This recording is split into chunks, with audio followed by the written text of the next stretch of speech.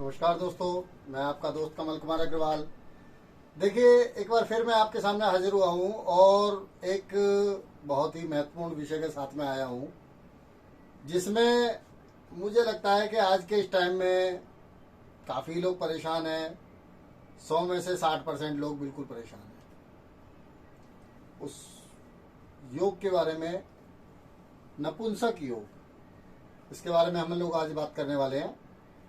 लेकिन हम इसको नपुंसक योग की जगह नपुंसक दोष बोलेंगे। क्यों बोलेंगे दोष? क्योंकि ये बहुत बड़ा दोष होता है।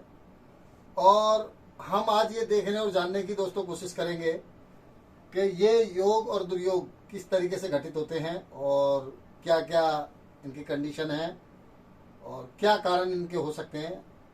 अच्छा, ज्योतिष में कुछ योग होते हैं, कुछ दुर्योग होते हैं।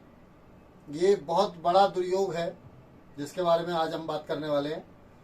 लेकिन जैसे मैं अपने हर वीडियो में अपने दोस्तों से बात करता हूं, और मैं आज फिर ये बात बोलने वाला हूं दोबारा कि हमारा काम सिर्फ जन्म कुंडली विश्लेषण का है, योग और दुर्योग बताने का है। अगर हमारे किसी बात से किसी भाई को परेशानी है या उनको हमारी बात अच्छी नहीं लगती है तो हम हाथ जोड़ के उनसे क्षमा प्रार्थी। चलिए, इस विषय को हम आगे बढ़ाते हैं और देखते हैं कैसे बनता है ये दोष। देखिए दोस्तों कि ये मैंने मेष लगन की जन्म पत्रिका बनाई है। आपकी जन्म पत्रिका किसी भी लगन, किसी भी राशि की हो सकती है। मेष राशि से लेकर मीन राशि तक कोई भी आपकी लगन हो सकती है। स्त्री हो या पुरुष, बच्चे हो या बूढ़े, एक उम्र में सबके साथ ये दोष घटित हो सकता है और होता भी है। इसी विषय पे हम बात करते हैं कि लगन से हम चलेंगे जब हम ये समझने की कोशिश कर रहे हैं कि दोष क्या है और किस तरीके से होता है। सिर्फ हमारा जो मकसद है आज मेरे भाइयों को, दोस्तों को समझाने और बताने का कि ये नपुंसक दोष किस तरीके से घटित होता है। ठीक है, इसके मैं कुछ उपाय भी बताऊंगा। आप लोग कागज पेन लेके के इस कुंडली के बारे में भी चेक कर सकते हैं और योग और दुर्योग के बारे में भी लिख सकते हैं। जिन्हें सीखना है वो सीखें, हम कोशिश करेंगे। ठीक है, तो दोस्तों ये मैंने मेष लगन की पत्रिका बनाई है और ये काल पुरुष की जन्म पत्रिका है, इसलिए हमने मेष लगन की जन्म पत्रिका बनाई है। तो ये दोष देखिए कैसे घटित होता है कि जब लगन से सप्तम भाव पे आएंगे। सातवां घर पति पत्नी का होता है, सातवां घर व्यापार का होता है, सातवां घर बिजनेस, पार्टनरशिप, बहुत सारी चीजों का होता है। लेकिन दोस्तों सातवां घर सेक्स का पार्ट भी होता है। ये कुछ लोग जानते हैं, कुछ लोग नहीं जानते। तो मैं अपने दोस्तों को समझाना चाहूंगा कि जिस तरीके से ये सर है, ये मुंह है, ये हाथ है, चौथा घर छाती का एरिया आ जाता है, पांचवा घर पेट का आ जाता है और छठा घर पेट से नीचे का आता है। उसी तरीके से सातवां घर किसी भी इंसान के सेक्स का पार्ट होता है। ठीक है, और इस दोष में हम देखेंगे कि सबसे पहले चलिए बात करते हैं शनिदेव की। शनिदेव दोस्तों सर्वाधिक पापी ग्रह भी है और शनिदेव को बुजुर्ग अवस्था का कारक माना गया है। शनिदेव की आयु बहुत ज्यादा है और ज्योतिष में शनिदेव को एक बुढ़ापे का कारक या बुढ़ापे में माना गया है। वृद्ध अवस्था का मालिक है शनि। अगर शनिदेव लगन में बैठे हैं और सप्तम भाव पे उनकी दृष्टि है तो ये योग सारी पत्रिकाओं में घटित नहीं होता। मैं इतना और बता दूं, कुछ अगर दुर्योग हैं तो उनके कुछ समन भी होते हैं। लेकिन पहले हम दोष की बात करेंगे, बाद में समन की बात करेंगे। ठीक है, अगर शनिदेव दोस्तों लगन में बैठे हैं और सप्तम भाव पे उनकी दृष्टि पड़ी है और कहीं से शुक्र कमजोर हो गए तो दोस्तों ये योग घटित होता है। इंसान समय से पहले बूढ़ा हो जाता है। ठीक है, ऐसा देखा गया है। दूसरा दोस्तों, शनिदेव सप्तम भाव में बैठ जाए और कहीं से शुक्र कमजोर हो जाए। देखिए शुक्र क्या है? शुक्र यौन अवस्था के मालिक हैं। यौवन जिसको हम वीर्य भी बोलते हैं, स्पर्म भी बोलते हैं, और सेक्स पार्ट का सप्तम भाव तुला राशि जो है वो एरिया आता है। ठीक है, तो दोस्तों शुक्र को खासकर हमें जरूर देखना है इस अवस्था में कि जब शुक्र कमजोर होंगे तभी ही ये योग घटित होगा, अदरवाइज नहीं होगा। ठीक है, शनिदेव अकेले लगन में बैठेंगे, सप्तम भाव को देखेंगे तो ये दुर्योग माना जाएगा। या सप्तम भाव में शनिदेव बैठेंगे, अकेले बैठेंगे और कहीं से शुक्र देव कमजोर हो गए तब भी ये दुर्योग माना जाएगा। शनिदेव दसम भाव में बैठे हैं, सप्तम भाव को देख रहे हैं तो भी ये दुर्योग माना जाएगा। क्यों माना जाएगा कि बहुत सारी पत्रिकाओं में हमने देखा है पति पत्नी में लड़ाई झगड़े कलेश होते हैं, या जब लड़ाई झगड़े कलेश नहीं होते तब वो आपस में बीमार हो जाते हैं। ऐसा देखा गया। बीमार में आप समझ रहे हैं मैं किस बीमारी की बात कर रहा हूं। ऐसा पति के साथ भी हो सकता है, पत्नी के साथ भी हो सकता है। ठीक है, उसके साथ साथ दोस्तों दो ग्रह और हमें देखने हैं। जैसे मैंने कहा एक ग्रह तो शुक्र बताया और एक बुध बताया। बुध दोस्तों राजकुमार है। बुध यौन अवस्था का मालिक है। बुध को ज्योतिष शास्त्र में नपुंसक ग्रह भी माना गया है। अब उसके कई कारण है कि ज्योतिष शास्त्र में नपुंसक ग्रह माना गया है। वो इसलिए भी माना गया है कि बुध जिस ग्रह के साथ बैठता है उस ग्रह के जैसे फल देने चालू कर देता है। ठीक है, उसके साथ साथ बुध जो है, बुध के ऊपर कहीं से पापी ग्रह की दृष्टि पड़ जाए तब भी नपुंसक योग होता है। लेकिन शर्त वहां भी यही है कि शुक्र कमजोर होना चाहिए। शुक्र अगर बलवान है तब ऐसा कोई योग निर्मित नहीं होता। ठीक है, शनिदेव यहां बैठे हैं और बुध के ऊपर दृष्टि शनिदेव की पड़ गई तब भी ऐसा होता है। और बुध शनिदेव के साथ में किसी पत्रिका में कहीं बैठे हैं तब भी ऐसा हो सकता है। ठीक है, चलिए बात करते हैं दूसरी शुक्र की। शुक्र दोस्तों शनिदेव की दृष्टि शुक्र के ऊपर पड़ जाए, शनिदेव लगन में बैठेंगे तो कहां से देखेंगे शुक्र को? सप्तम भाव में शुक्र होंगे तो शनिदेव की दृष्टि पड़ सकती है। थर्ड भाव में होंगे शुक्र तो तीसरी दृष्टि शनिदेव की थर्ड भाव पे पड़ेगी, शुक्र के ऊपर होंगे तब। या दोस्तों दसम भाव में शुक्र होंगे तभी भी शनिदेव की दृष्टि शुक्र पर पड़ेगी, तब ऐसा योग निर्मित होगा। लेकिन कब, चलिए बताता हूं कि दोस्तों शुक्र मान लो डिग्री वाइज कमजोर है। डिग्री वाइज बोले तो 1 डिग्री से 5 तक बाल अवस्था में, और 25 डिग्री से 29 डिग्री तक मृत अवस्था में शुक्र होंगे तब ये योग ज्यादा काम करेगा। मान लीजिए शुक्र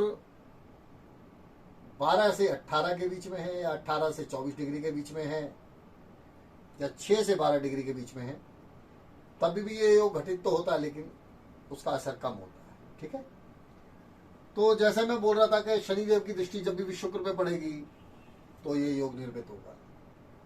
उसके साथ साथ एक पापी ग्रह और है जो अगर शुक्र को या बुध को कहीं से देखता है तभी भी नपुंसक योग लागू होता है। वो ग्रह है राहु।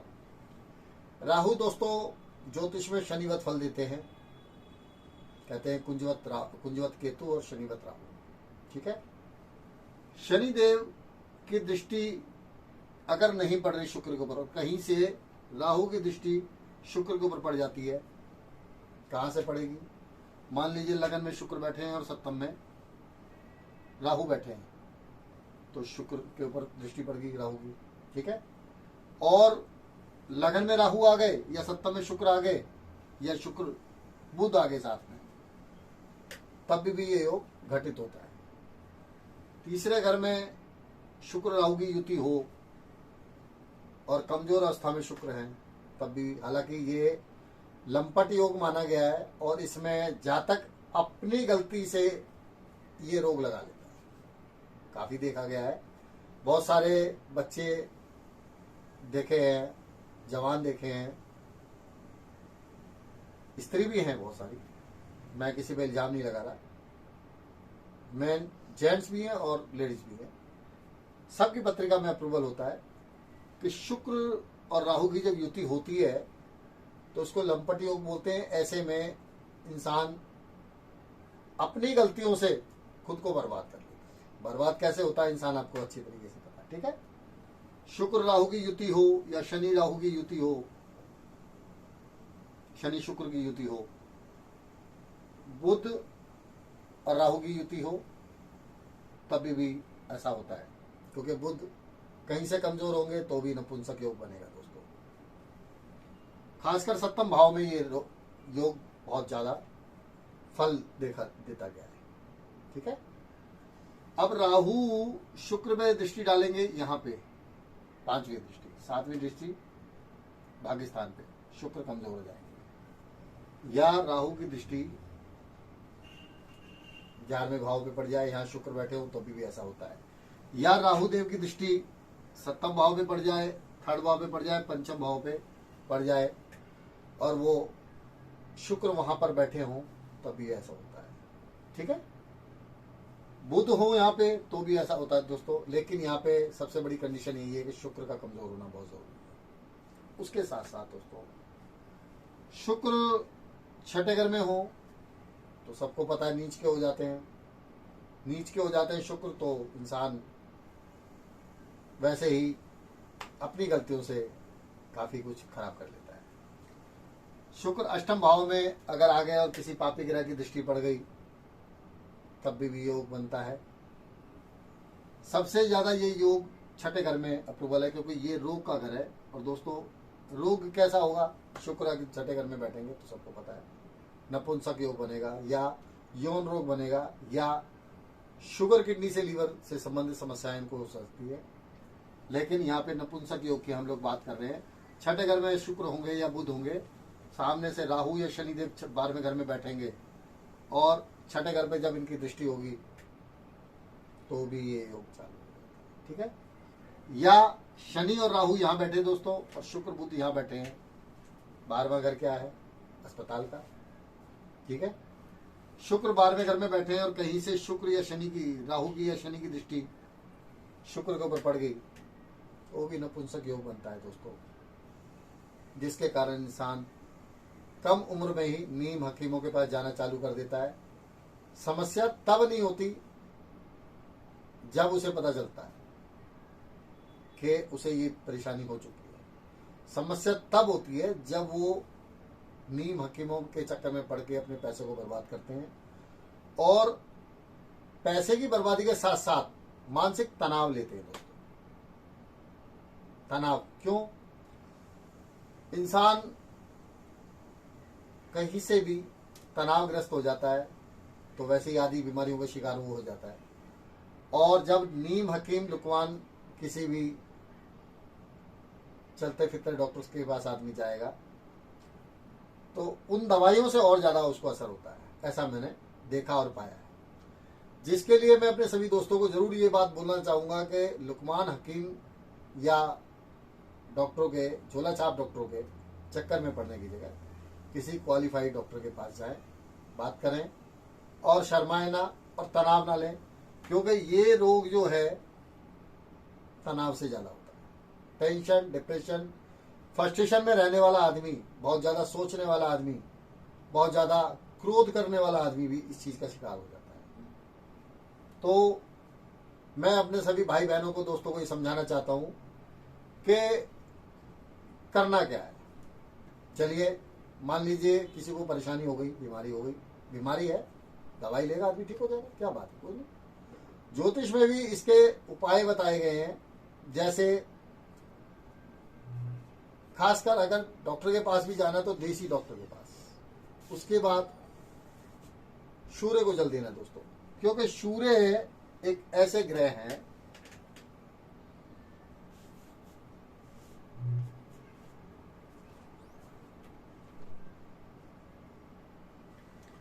जो हमें हिम्मत देते हैं और हिम्मत देते हैं, और जब हमारा कॉन्फिडेंस लेवल अच्छा होता है तब हम हर लड़ाई को लड़ सकते हैं। हम मतलब हम भी और आप भी, ये किसी के साथ भी हो सकता है दोस्तों। माताएं, बहनें, भाई कोई 50 साल का आदमी है, कोई 40 साल का आदमी है, कोई 60 साल का आदमी है। आजकल ये रोग दोस्तों 20-20 साल के बच्चों को हो रहा है। क्यों हो रहा है? क्योंकि समय से पहले बच्चे जवान हो गए और गलतियां करते हैं, उस कारण रोग भी लग जाते हैं। और बचपन की गलती जवानी में, और जवानी की गलती बुढ़ापे में, और बुढ़ापे की गलती वृद्धावस्था में नुकसान करती है। आपको भी पता है, मुझे भी पता है। करना क्या है? करना है दोस्तों, सूर्य की पूजा करनी है, आदित्य हृदय सूक्त का पाठ करना है, और गायत्री मंत्र का जाप करना है। सूर्य देव को जल देना है, थोड़ा सा गुड़ डालें या उसमें रोली डालें, सूर्य को जल दें। इतवार से रोज गायत्री मंत्र का जाप करें और एक कॉन्फिडेंस अपने अंदर जगाएं कि कोई बीमारी नहीं। क्योंकि कहते हैं ना, मन चंगा तो कसौटी में गंगा। अगर मन आपका ठीक है तो मुझे लगता है कोई रोग, कोई बीमारी आपका कुछ नहीं बिगाड़ सकती। क्योंकि योग और दोस्त तो अप्रूवल हैं, वो अपनी जगह है। मैंने आज अपने दोस्तों को ये समझाने की कोशिश की है कि योग और दुर्योग किस तरीके से अपना काम करते हैं। चलिए, अगर ऐसा कोई योग है भी या दोष है भी तो क्या होगा, उसका इलाज हो जाएगा। कैसे होगा मैंने बताया। जो लोग मेष लगन के हैं, सिंह लगन के हैं, धनु लगन के हैं, ठीक है, वो माणिक पहन सकते हैं। या वृश्चिक लगन के हैं, मेष लगन के हैं, सिंह लगन के हैं, कर्क लगन के हैं, वो मूंगा पहन सकते हैं, ठीक है। या जो लोग धनु, मीन, मिथुन और कन्या लगन के लोग हैं, वो सफेद पुखराज पहन सकते हैं, पीला पुखराज भी पहन सकते हैं। इससे भी दोस्तों काफी असर देखा गया है। इसके साथ साथ पंचमुखी रुद्राक्ष भी पहन सकते हैं, क्योंकि मुझे लगता है कि स्टोन हर किसी के लिए अवेलेबल नहीं होते, महंगे होते हैं। कोई ले सकता है, कोई नहीं ले सकता। इसके साथ साथ पंचमुखी रुद्राक्ष के 3 दाने गले में डाल सकते हैं, इससे भी बहुत फर्क पड़ता है दोस्तों। और अच्छा साहित्य पढ़ें, अच्छी फिल्में देखें, अपने मन को साफ रखें और अच्छे लोगों के साथ रहें। अच्छे लोगों का मतलब मेरा कहने का ये है दोस्तों कि चौथा घर होता है दोस्तों का। अगर हमारे दोस्त गलत हैं तो हम गलत रास्ते पे जा सकते हैं। ये सबको पता है कि दोस्त अच्छे रास्ते पे भी लेके जाते हैं, गलत रास्ते पे भी ले जाते हैं। हर आदमी गलत नहीं होता, हर आदमी अच्छा नहीं होता। अच्छाई की तरफ पढ़ें, अच्छा साहित्य पढ़ें, इससे काफी फर्क पड़ता है। जैसे मैंने कहा, सूर्य को जल दें। अगर कोई परेशानी है तो किसी अच्छे ज्योतिषी जी से मिलें, अपनी समस्या बताएं, किसी अच्छे डॉक्टर से मिलें, उनको अपनी समस्या बताएं। घबराएं ना, क्योंकि दोस्तों घबराने से सारी समस्याएं पैदा होती है। समस्या उल्टा बढ़ जाती है घबराने से। घबराना नहीं है, बस सिर्फ कॉन्फिडेंस लेवल अपना बढ़ाना। कॉन्फिडेंस अगर आपका अच्छा है तो जैसे मैंने कहा, सूर्य देव को जल दें, आदित्य हृदय सूक्त का पाठ करें, माणिक पहने, सूर्य को बलवान करें, क्योंकि सूर्य ग्रहों के राजा हैं। और 9 ग्रहों में सूर्य अगर बलवान कर लिया दोस्तों, तो मुझे लगता है किसी ग्रह की जरूरत नहीं है, सिर्फ सूर्य को बलवान कर लो। रोग अपने आप धीरे धीरे धीरे धीरे काफी उसका असर देखा गया। तो दोस्तों, कैसा लगा हमारा विश्लेषण, बताने की कोशिश करें। कोई गलती है तो वो भी बताएं, इसमें आपको कुछ नया नजर आता है तो वो भी बताएं। उसके साथ साथ मैं अपने दोस्तों से जैसे हर बार बोलता हूं कि किसी भाई को, बहन को कुंडली दिखानी है, मैचिंग करानी है, कोई समस्या है, कुंडली बनवानी है, या किसी को अपनी जन्म पत्रिका का वीडियो बनवाना है, तो भी हम उनकी सेवा करेंगे। आप हमसे संपर्क कर सकते हैं। मेरा मोबाइल नंबर आपकी स्क्रीन पे चालू है, 9810714364। इस पे आप व्हाट्सअप कर सकते हैं, इस पे कॉल कर सकते हैं, यूट्यूब चैनल पे कमेंट्स कर सकते हैं। आपका स्वागत है। इसी के साथ साथ मैं एक बार और बोलूंगा अपने दोस्तों से कि दोस्तों सब्सक्राइब जरूर करें। सब्सक्राइब करेंगे, आपको आने वाले वीडियोज दिखेंगे, पीछे वाले वीडियो देखेंगे। इसके साथ साथ वीडियो शेयर करें, लाइक करें, कमेंट्स करें, अपने अपने ग्रुप में डालें, व्हाट्सएप ग्रुप में डालें। हम आपके आभारी रहेंगे। और इसी के साथ साथ मैं दोस्तों एस्ट्रो कमल कुमार अग्रवाल आपसे इजाजत चाहता हूँ। जय श्री महाकाल दोस्तों, नमस्कार।